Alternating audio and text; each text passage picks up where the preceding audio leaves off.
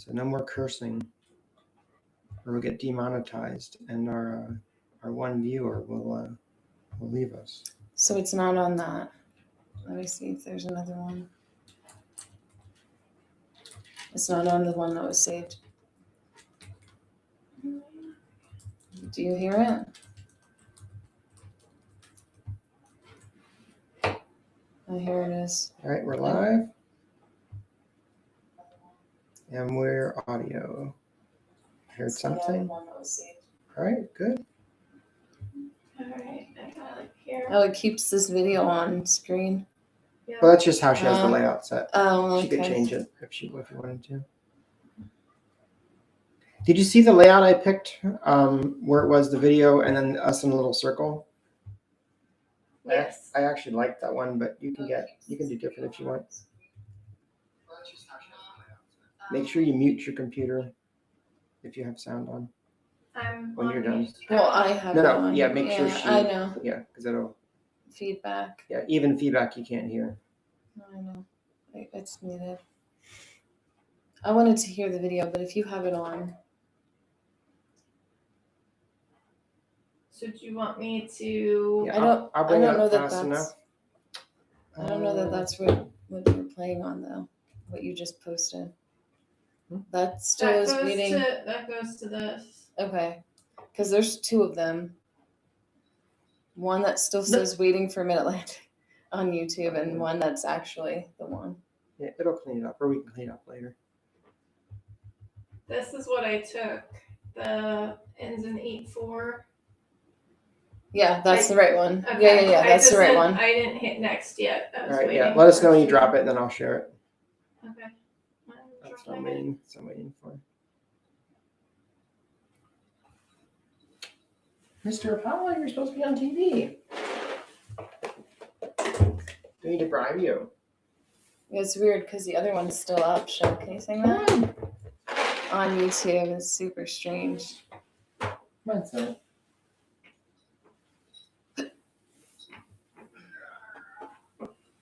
Bring your keep. Be up here, look cute.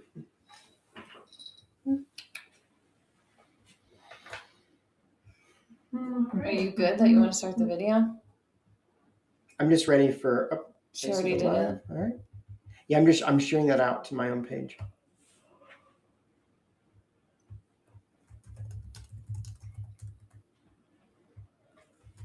Come say hi. All right, so that's done. That's the prep. All right, we good? Let her rip. Let's see if we hear this, and I'll mute it as soon as possible. Here we go.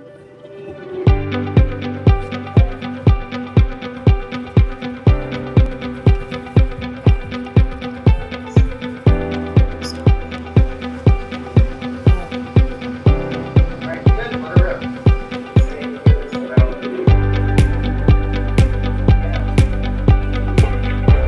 Okay, it's playing. That's good. So you can see what's going on here. And we do have sound.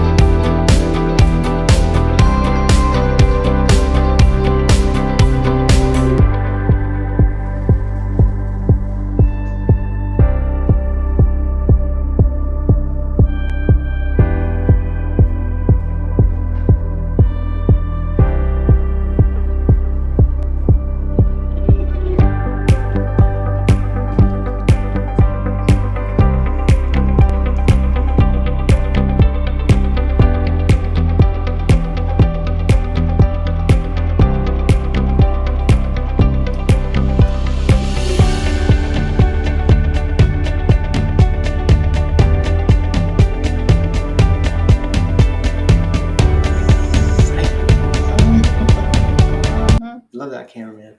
Mm.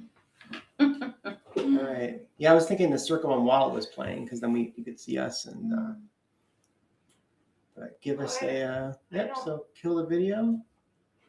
The video isn't over there. All right, and I'm gonna start. So bring it over to me.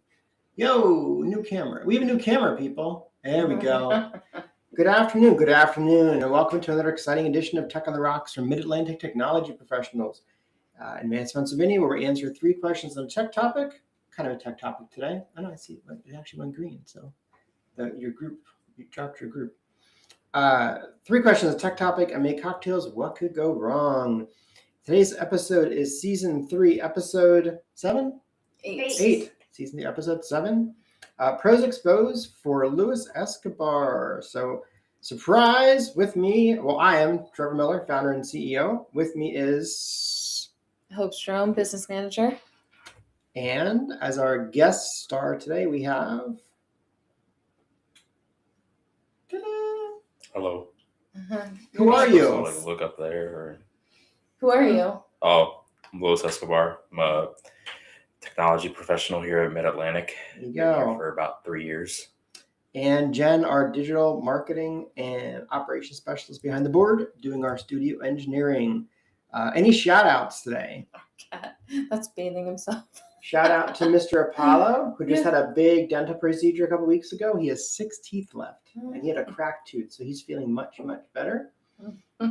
Positive shout out to SipTrunk.com. You guys have been great. Yaystar, do better. Yaystar, come on. We loved you. What's going on? Negative shout out to Yaystar. Anything else going on? Anybody want to shout out? You got a shout out to anybody? No. No. Let's start the show. No shout outs. Start the show. No shout outs. Lewis, any shout outs? Shout out Siobhan. There you go. Shout out to Siobhan. Okay. Why are we shouting out to Siobhan? He's a great operations manager. He is a great operations manager. Siobhan! Nah, he can't hear us. All right, so let's get started. Today we're doing a Pros Exposed. We have Lewis here with us in studio, and then we always have this question: like, do we start with a cocktail? Do we start with a question? Do we want to? What do we want to start with? We actually have 3 to make. We have 3 to make. So I always say to start with a cocktail. let's start with a cocktail. That's always my go-to. Let's start with a cocktail. So Hope's gonna make a cocktail, and I'm gonna explain to our negative viewers that we have a new Our camera. negative viewers. Yes, negative. I mean, we keep going down. So at this point, we have like -5 viewers. Okay. So we have a new camera that's supposed to be tracking us, and I do recognize it's a little high, and it's not tracking us because I can see it's green, so it's whatever. And we have better range, so we can move it around. So Jen can focus down on cocktail making if she wants to.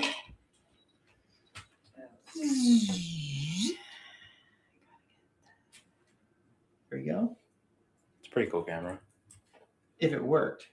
We have a new one. See it right there in the box? Oh, did it come? It's right there. I saw it came, but I'm like, there's Yeah. no way I'm gonna. Yeah.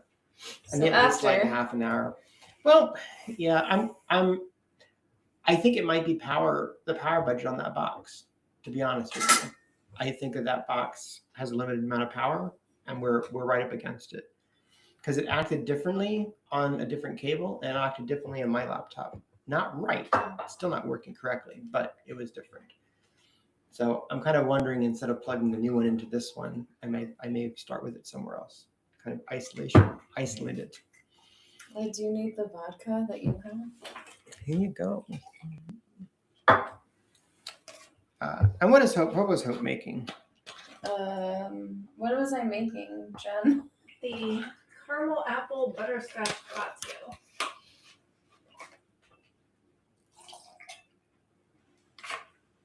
What were you making? What was it called again?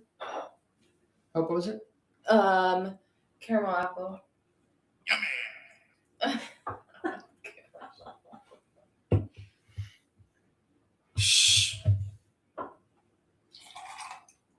Yeah, I abuse this board. I am substituting the vanilla creamer for caramel creamer because I do not. Oh, I do not like vanilla.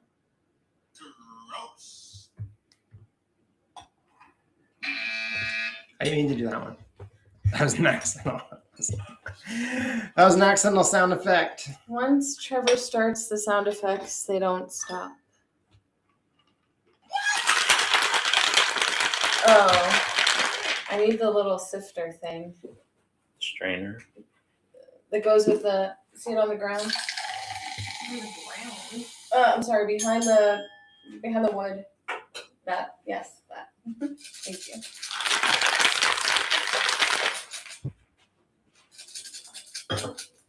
Oh, it's a nice little glasses. The martini glasses are vintage from my grandparents. Been around the block. The tumblers are square. We actually bought them for this office, and highballs, Collins, whatever you want to call it, are we also bought them, and they have a little copper top to match the rest of the copper stuff. Because no one sells orange glasses, but they do sell copper ones. It kind of does strain. Oh, maybe I don't have to use this. Sorry, Jen. So Is there? I didn't know there was a ice in it? top. Yeah, there. Yeah. Yeah, there's a strainer. I don't know why I didn't. I don't know why I thought I needed that. Sorry.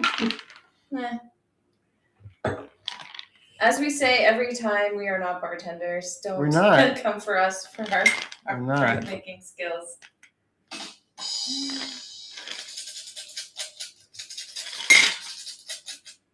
Okay. I didn't do You that and the one. dang sounds. Here you go. Me and the dang sit down. Thank Here you. you go. I'm gonna make. Oh, cheers. Well, that's good. Lewis significantly watches what he puts in his body, unlike the rest of us. So I tried it first. he's being healthy. It's good. If I do say so myself. It's good. It's not my cup of tea, but for what it is, Okay. it's good. Okay, well. There's a butterscotch. Mm-hmm. I'm not a huge butterscotch. Like it has to be. I see. Well, It's like too much butterscotch. sorry. It It tastes good for me. And then there's what is this? No, that's butterscotch. That's what he's talking about. Yeah, that's what I'm tasting the butterscotch. This is caramel and this is caramel. He's Oh. talking about this is alcohol. And that's alcohol. You didn't add much either. No, I You didn't. added like I did a half shot. ounce, 1 ounce. So how about I'm going to ask the first question of Lewis, and then I'm Sure. going to make Lewis his mocktail so that he doesn't look so sad over there. Okay. So our first question today is the why. So what made you realize IT wasn't just about computers, it was about helping people? Okay. It was probably honestly when I was a young kid, pretty much. Because for the most part, when you're growing up, everybody's constantly like asking you, like, "Oh, what do you want to be when you grow up? Do you have any ideas? Do you like anything?" And for me, it's like, no, I don't really like anything. I'm just indifferent towards most things. But when it came to like just helping people in general, that's where like I felt like I most enjoyed. So with that came my enjoyment of IT, or just going towards IT, because that was a way that I could help people, because I'm not very handy like my stepfather, or I don't know, there's just certain things I just don't like. But I've always liked working with computers, even though haven't like growing up, I never had like the greatest computers, like the newest iPhone or anything like that to mess around with. So I would just help around with what I had, bare minimum. It was just like this encouragement from like my parents, whether it was like intentional or not. I would help with something minor, like moving over an HDMI in the TV, or unplugging the TV, plugging it back in, installing an app, small stuff like that. Okay. And then just small like words of like encouragement of just like, wow, you should just like pursue something like this. Because to them it was like the most grand thing, because they didn't grow up with technology or anything like that. So to them, I seem like a genius, and I'm just like, this is just like common knowledge these days. When I was like 10, my parents had, or I lived with my grandparents at the time. They had one of those old console TVs that like sat on the ground, you know? Mm-hmm. And it wasn't that big. It was maybe our modern screen size equivalent, maybe like 19 inches or something like that. It wasn't, but to me, when I was little, it was big. But I was like, 8 or 10, definitely under 10 sometime. But I took it apart, like this big old CRT. I'm surprised I didn't like kill myself fucking with the messing with the video tube, the Turntron tube. There's no sensors in YouTube. We're fine. Oh, there absolutely is. Nah, But since we're not monetized, it doesn't matter. it doesn't matter. No. What drink did you make him? It's a Frankenstein mocktail? drink. Yeah, it's a mocktail. So it's a bouquet, and it's supposed to have lemonade, but that's still in the kitchen. So it was sub sour mix. So cheers. It's probably drinkable. Cheers. The botanicals is a strong add-in, so you tell us. Drinkable? No, yeah, it's just very sour. Oh, Like okay. you definitely like feel like the sour aftertaste, but no, it's From the fine. sour mix? It just feels like a harsher Sprite kind of. Okay, Like, yeah. it's like It's, an orange it's- or yeah. lemony flavoring. Yeah, What is lavender, lemon, and rose petals. It's a craft mixer. Oh. Bouquet. Oh. It's a botanicals mixer. It's just, Where'd you find that? it's from a company called Withco. Shout out to Withco. Yeah. Stands for With Company. They're really good. They have a good. It's like, so you buy this master mixers, right? It's like Wise level, Mm-hmm. and that's fine. But it relies really heavily on sugar, Right. and this is more craft. It Oh, it okay. doesn't. This expires in like 10 years. This expires in like 6 months. Okay. So Got it. lavender, rose petals, and lemon in that one, and they have like 10 different ones. They're really Oh. good. They're really good. The ginger mule, ginger something. I don't think the mule's not in the word, but they make a mule one that is that's also really good that I like. Well, okay, back to the questions. Yeah. I'm gonna throw one in there. Did someone inspire you? I would say my uncle.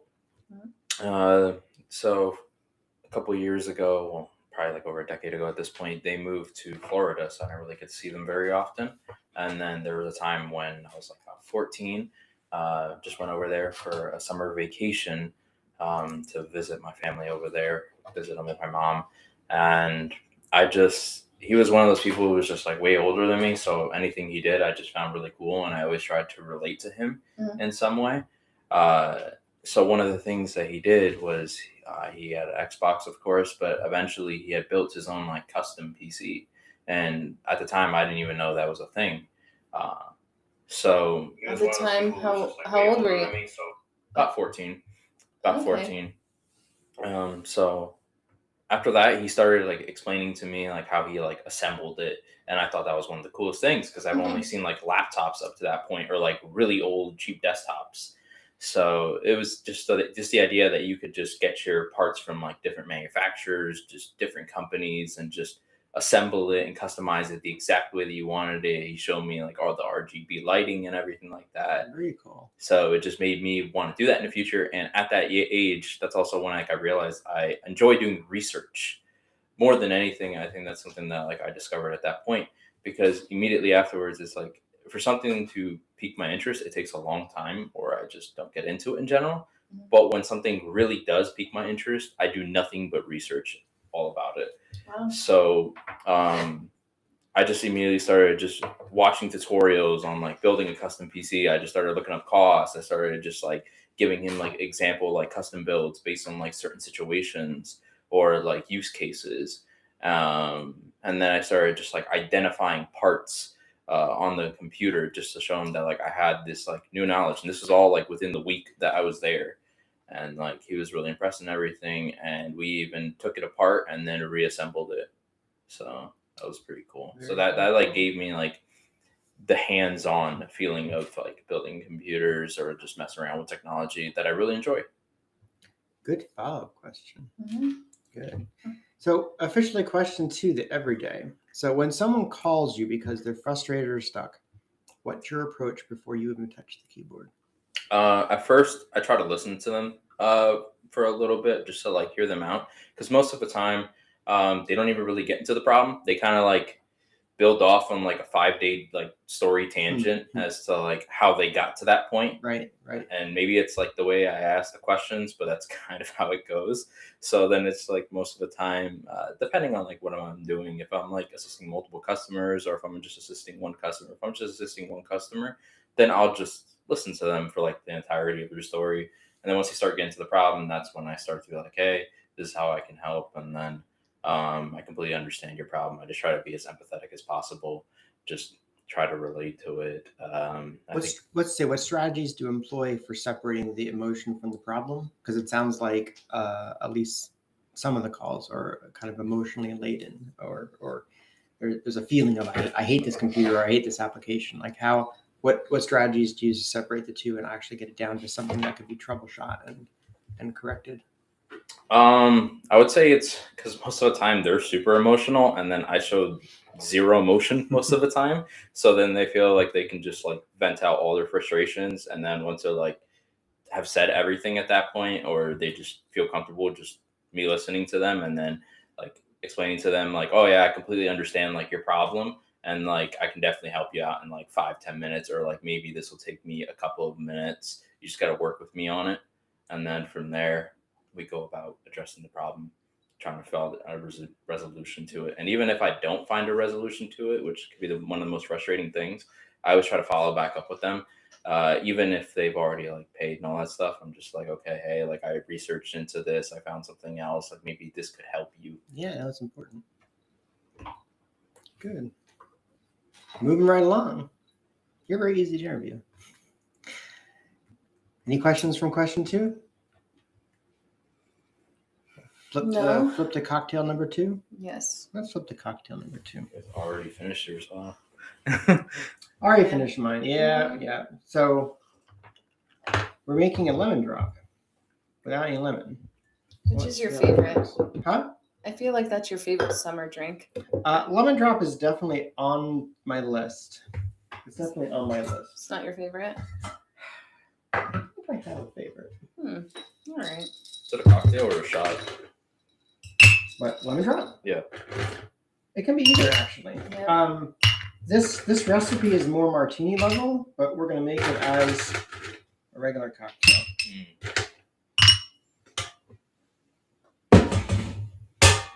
Because I'm interested.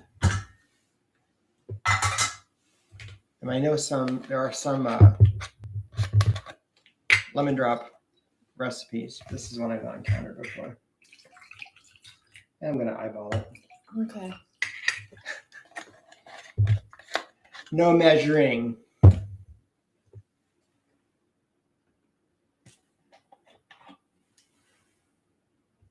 Vodka, sour, lemon juice. Really? I'm going to throw in a question since you're doing that. Why don't you throw in a question since we're doing this? Okay. Lewis, what did you find to be the most frustrating problem in the 3 years that you've been at Mid-Atlantic, and how did you resolve it? That's a difficult but easy question at the same time. Okay. I gotta get a couple minutes to think about that. Most difficult problem that I could resolve or I couldn't resolve. I could resolve. There's no problem we can't fix, right? Yeah.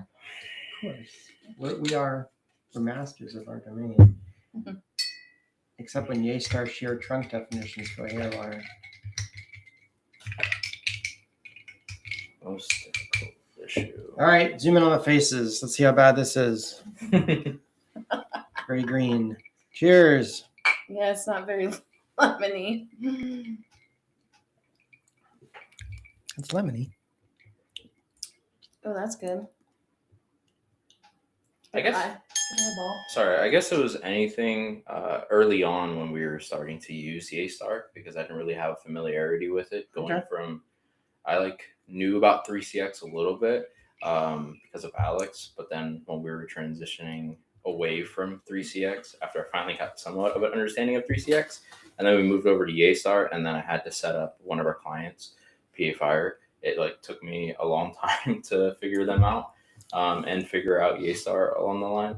So that was kind of it. But that was because of just a lack of understanding of how it worked, and just learning PBXs as a whole, working with them because they had a lot of requests. And then it was okay, test here, didn't work out. Test another thing there, didn't work out. It was just a bunch of testing back and forth. I think that was the most frustrating part, especially because I was okay, I can definitely figure this out within this time frame, and I couldn't. And that was probably the most difficult part about it, was just working within that time crunch, because otherwise they wouldn't have like functioning phones. So it's question number 3. So the reward at the end of a long day, what makes you feel like you've done a really good? Yeah. I completely didn't write this. I'm not reading this. This is right off the top of my head. At the end of a long day, what makes you feel like you've done? I'm going to just read the words. At the end of a long day, what makes you feel like you've really done your job well? Why is that so hard to read as a sentence? I don't know. Anyway. It's I feel like it's on like a spectrum. It's dependent on the customer. So some customers are, they're very open with like their satisfaction. They tell me directly, like, thank you so much, like you helped me out a lot. Like they just show how like happy they are that the problem was resolved. And then there's some that are just completely just shut off. You're just like, okay, cool, I'm gonna go about my day. And in both those instances, I'm pretty happy about it, because I'm like, okay, the one that was like quiet is like they're going about their day. I'm like, I assisted them in going about their day. Like I didn't delay them too much. They're not upset at all with me. So that's a win. And then of course the ones that are just extremely grateful and things like that, then I know for a fact that I did a good job. And then that allows me to want to keep doing it, want to keep helping more people, and just bringing more smile people. Would you feel like the phrase "computers don't say thank you, but people do"? Do you feel that's effective, like an effective little soundbite, as far as how we try and do things around here? I would say so. Yeah. I mean, we always talk about tickets and problems, but one thing, and Lewis especially focuses on how many people that we helped, right? How many people did we help today, instead of what customers or what systems or what problems, phone routing, whatever. Is I helped Marcia today. It's a good way of looking at it. Good way of looking at it. Also helps sometimes that like over the years I've just known customers, and like I know them by name, or like I can associate a customer by their voice, like even if they're just somebody who's answering the phone at the company. So we can have that like nice back and forth banter.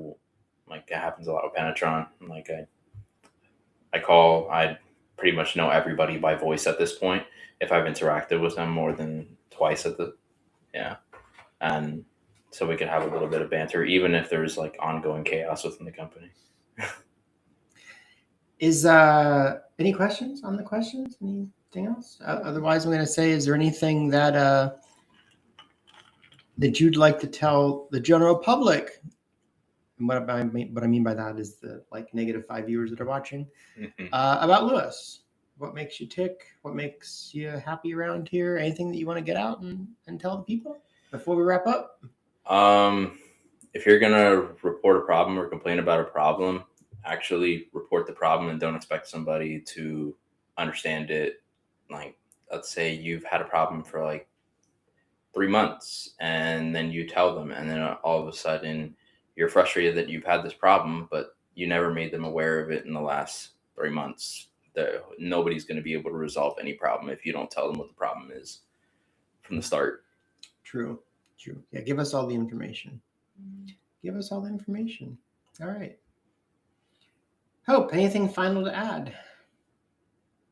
I do not. All right. No. Okay. We've had a long day today. I mean, We've I had a could long ask day this you. week. I could ask you a question that doesn't pertain to tech, which is, what do you like to do that's not Mid-Atlantic for fun? Yeah, sure. Some hobbies. People have hobbies still. I recently, like last year, started playing a card game. So, like, I've been a pretty competitive TCG player recently for One Piece. I like playing games, like most people in tech. That's the name of the game, TCG? Yeah. That just stands for Trading Card Game. Oh, what's the name of the game that you're playing? One Piece. Okay. One Piece, based on the popular anime and manga. Everyone's shaking their head, and I'm like, I have no idea what. I don't know what he's talking about. I don't know that. No. Sorry. No. I know anime. All right, you got one up on us. Yeah. It's anime. So I played One Piece. That's been recent. I haven't been doing it consistently, but I enjoy working out. I like the theory of just working out. I like just refining my workouts. I do a lot of research on that because I enjoy it. And yep, like I said, gaming, that's a big one. I would say those are my 3 big hobbies. What did you learn recently though? What's that green thing that you bought that is not good? Oh, greens. What's it called? I don't remember what it is exactly. It's like a powder of greens that you put into your water or drink. Not good. Green drinks just don't. No. Yeah. Unless it's Midori, like no. Yeah. No, it's just like essentially vegetables and fruits put in like a powdered form. Like because most people are lacking in their vitamins, so like instead of like taking like your vitamins, you kind of take that as like a supplement. Okay. So sometimes like I don't get enough vegetables, so I'm just like, okay, let me test it, see how it goes. But it tastes horrible, so I'm struggling to get a consistency going with it. Yeah, that would be pretty much it. I see people make these shakes and stuff, and I look at them going, I don't understand how you can just drink that and. But have you it make go a protein down. shake. Every once in a while, yeah. Yeah. It's been a while since I've done it, but I've tried all sorts of them. I tried doing low calorie, high calorie. The high calorie ones are exhausting because you're just eating a shake at that point. I do the Costco protein shakes, but they're so thick. I've got to cut it with something like coffee or even like skim milk or something. It's just too much. Probably the best ones I've had has been Fairlife.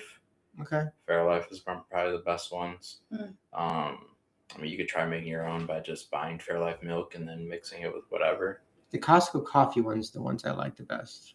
Because if I water it down just a little, like if I just toss some cold coffee in it, it becomes palatable. That's protein coffee? It's a protein shake that's coffee flavored. Coffee flavored. Yeah, there's a lot of stuff. There's Rise is a big company that does it.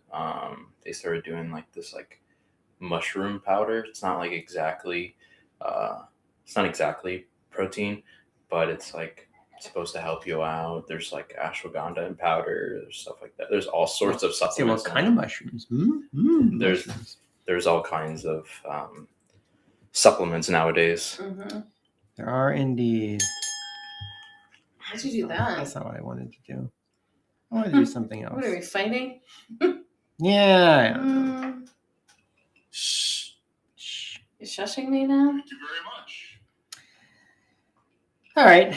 Well, I guess that's it for today. Is that for today? That's it for today, sir. I came late, and we've been at this a while. So, again, that's it for today. Please like, subscribe, and comment. I guess they're down there or somewhere down wherever they are. We answer questions from viewers, and we'd love to have some and customers. So please give us ideas for future episodes. We're evolving. Like good Lord, I'm not sure how much money to actually sit through the very first one we have up live and consume it on my own. That'd be really scary. We continue to evolve. We continue to add tech. I see our cameras moving around a little bit. Oh, no, you're moving it around. So hopefully we have a fully functional PTZ AI camera next time. And yeah, so if you run a business and would like to join us, reach out to Hope, myself, or just info@m-atp.com. As always, many thanks to our customers for their continued business and our staff, including present company. We have 3 of them here today for all their hard work. And thank you for watching. I know no one's watched right now. I don't think anybody's watched right now. Let me watch right now. No, let's wrap it up. Nobody watched right now. Okay, let's wrap it up. That's what I've heard.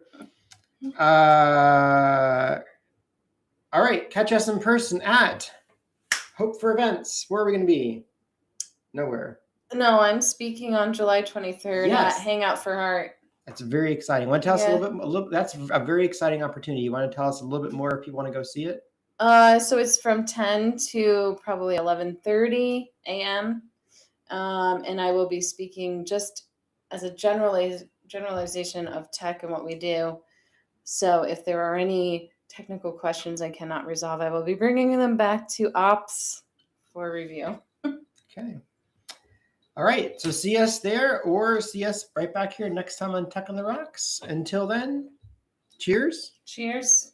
Cheers. Cheers. Jen, take us out.